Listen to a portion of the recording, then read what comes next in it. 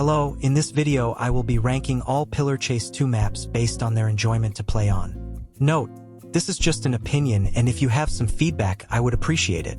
First map is Drainage System. This map has very easy quests. You can complete the button quest by running in a circle, and the wheel practically in the same way. This map is semi-difficult to outrun the monster with how small this map is. It does kind of get repetitive when you finish your quests. It is a super average map, but it's still a pretty fun map to play on. I'll give it a C.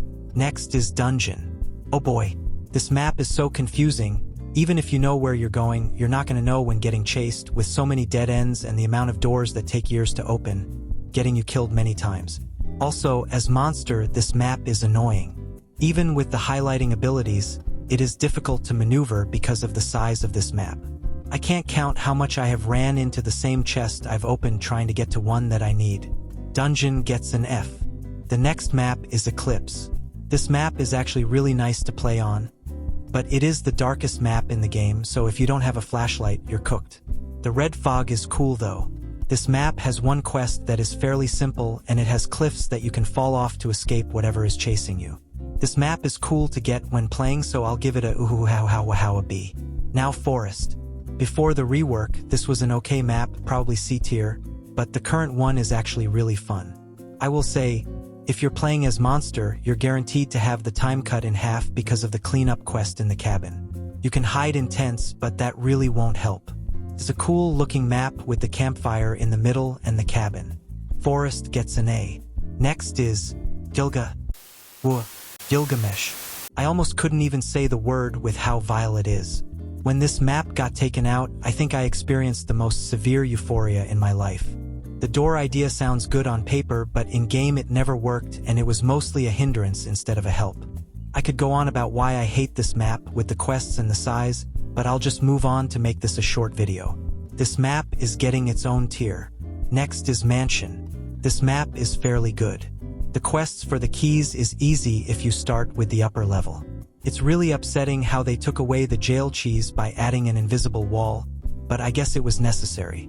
Playing as monster can really suck on this map, as many people camp the hole as they run around it trying to get you to fall in, but it's probably the best part of the map, honestly. This is a pretty well-rounded map, and it's pretty cool, so I'll give it a B. Baldi's Basics is such a great map. It's pretty balanced for both players and monster, and it looks good considering it's using Baldi's graphics. It's probably the perfect size a map could be. It does have one problem, being that the monster can walk over the tables in the cafeteria, but it's still a good map. It does have a lot of hallways, but it also has some rooms that you can duck into as well. The doors are also really neat with you not being able to see past them, and because of this, it's a good map for EXE. Baldi's is an amazing map, so it gets an S. Next is Fazbear's Fright. Now this might be a little bit controversial, but this is the best map in my opinion.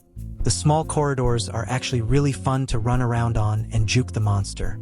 This is also probably the best designed map as well, with the amount of decoration including the vents that Springtrap uses to move around in the actual game. The quests, while seeming long and tedious, are actually free coins with how small the map is. The size of this map may seem kind of weird, but it works out in its own way. However, this map is also good for EXE, so be careful for him. Fazbear's gets an S. Okay, so now it's Pillars. Remember when I said that Drainage System was a super average map? Pillars gets an exception because something about this map is really refreshing. I know it might not seem like a big deal, but the window in Pillars actually helps so much. You can tell where the monster is and react off that info. Going in the middle for those last buttons is always a risk that feels really good when pulled off. The vent quest, on the other hand, is so free. You can finish it so fast that it's kind of unfair for the monster. Playing as monster can be 50-50 with the immense amount of corners that are in this map, but other times you server wipe with how small the map is and how much time you get. I think that Pillars deserves an A. The last map is Joy of Creation. Right off the bat, it is very bland on the eyes, with wood brown being probably the only color you'll see most of the time. I really like this map, it's just the design is pretty okay. The quests are nice to collect, with the sound effects being a nice touch to getting them. There's also lockers to hide in, but like every hiding spot in the game, it's pointless. I feel like it's balanced for monsters, with hallways for survivors to see them far away and run, and also corners for the monster to surprise the survivors with the limited vision when going through a doorway. Joy of Creation gets a solid B. That's the end of the video. Here's the whole tier list. If you have any opinions about it, feel free to comment them. Thank you for watching and goodbye.